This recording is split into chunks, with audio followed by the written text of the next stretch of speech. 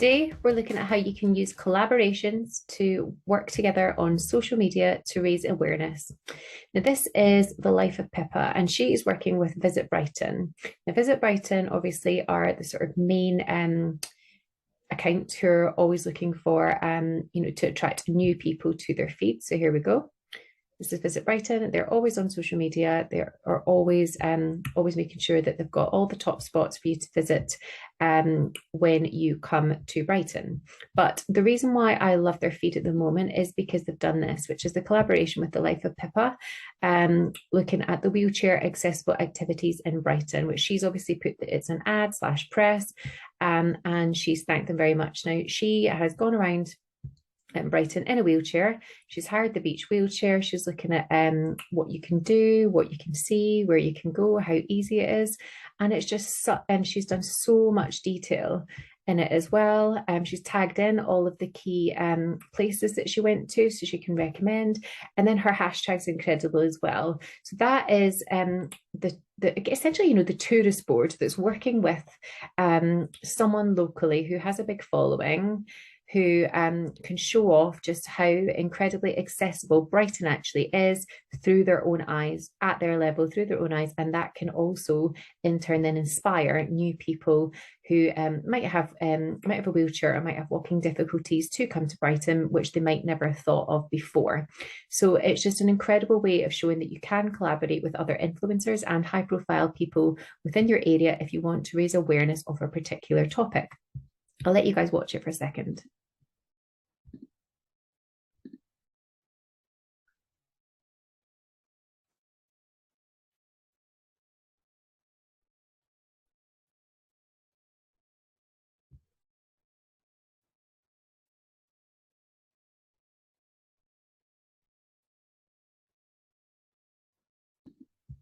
As you can see, it does everything. It is an advert for Brighton. It is a great thing for Visit Brighton to be involved with. It is a great thing for Pippa to be involved with, to show off her place and somewhere that she can go and feel like right at home, and somewhere that's accessible for her.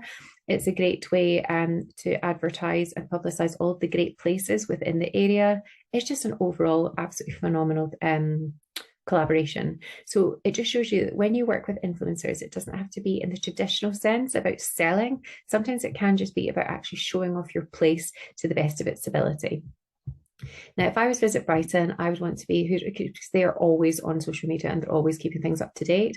I would want to be going into content and content calendar and start scheduling in my content. So what I can do is I can schedule it in across Facebook, Twitter, and Instagram across the course of the week.